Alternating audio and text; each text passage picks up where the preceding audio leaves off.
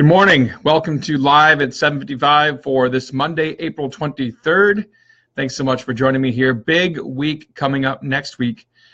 We kick off, actually Sunday, we kick off Midwest DJs Live, and looking forward to that. Good morning, Michael Morris. Hope you're doing well this morning. My wife just joined us as well. Brock, John Price, thanks for being here. Tyler is going to be at Midwest DJs Live. So is John Price.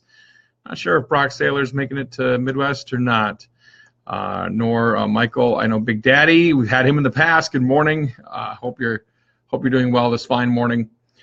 Land the plane is our topic for this morning, and to me, it's a metaphor, right, if you will, in regards to the sales conversation about actually, making the sale and landing the plane, and all the different objections or stalls or pushes or whatever that people have. And they may be legit. I'm not saying they're not legit. Some people, it's time frame. They're waiting for taxes back. They're waiting for this done. They're waiting for whatever.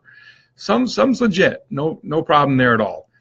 But, last night I had to come into the office here to do a meeting, and it was all about landing the plane and having that conversation with the bride to reassure her that we're going to be able to deliver exactly what she wants for her wedding in August of 19, and then move forward with the transaction. And so we are, and we did. And it took, some time last night to do that, leave my house, come into the office, make it happen.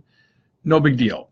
But I think too often we don't ask ourselves, what is it going to take to land that plane? What is the real stall? What's the real objection? In some cases, it's time, and that's okay. Good morning, Joe. Good morning, Wes. Good morning, Freddie. Good morning, Daniel. Thanks for being here. Bob Powell, thanks for being here. Fellow Toastmaster.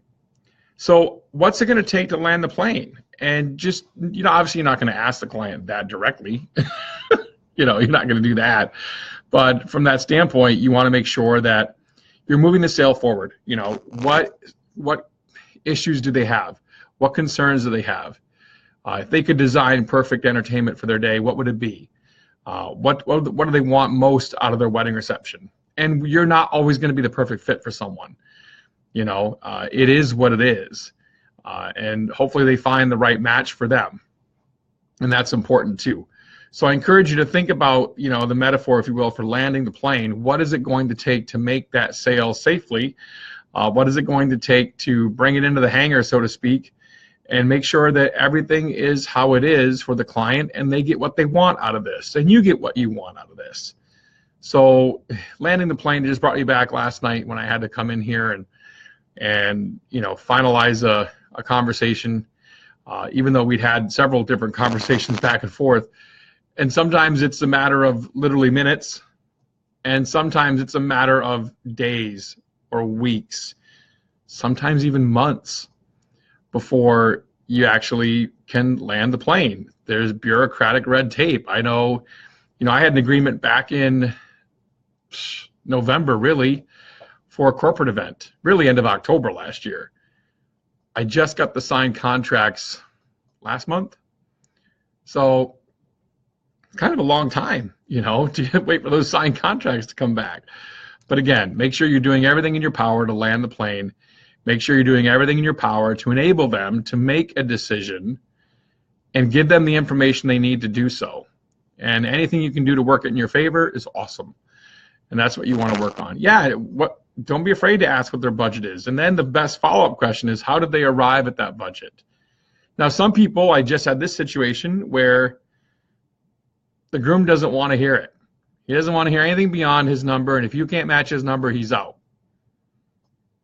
It is what it is at that point. If he's not willing to be open enough to see what the options are available and to understand the differences that provide, and if he has the attitude of, I'm just going to get through this,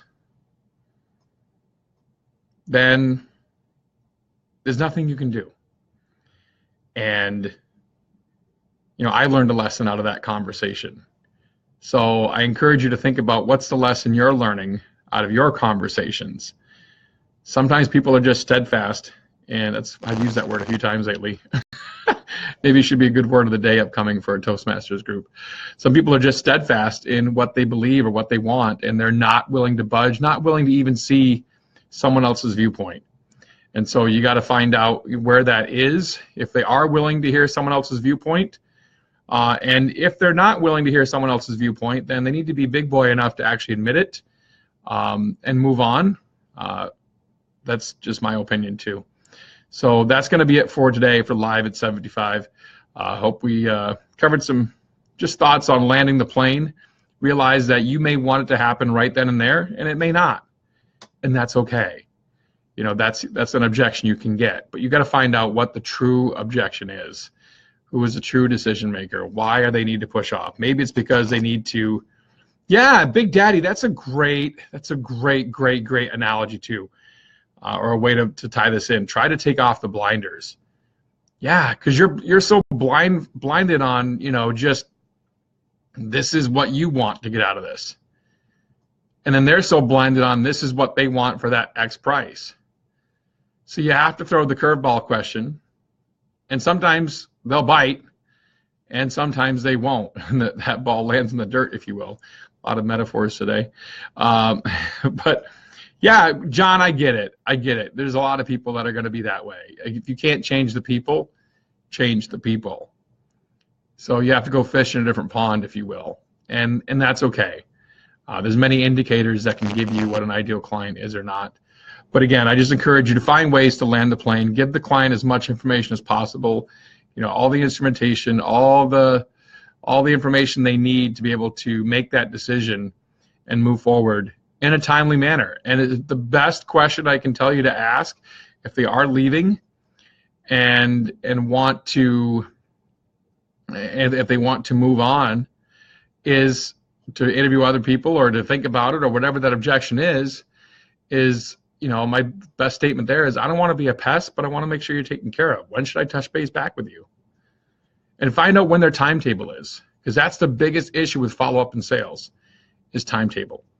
So make sure you have a timetable that's going to be able to be adjusted for the client and that you follow up with them on that time frame. So that's it for today. I wrapped it longer than I expected. Tomorrow, Tuesday, we've got DJ Industry Secrets of Chris Romero. We're looking forward to that as well. Going to be a good time. Always some great nuggets of information from Chris. Thanks so much for watching Live at 7:55. We will see you back tomorrow.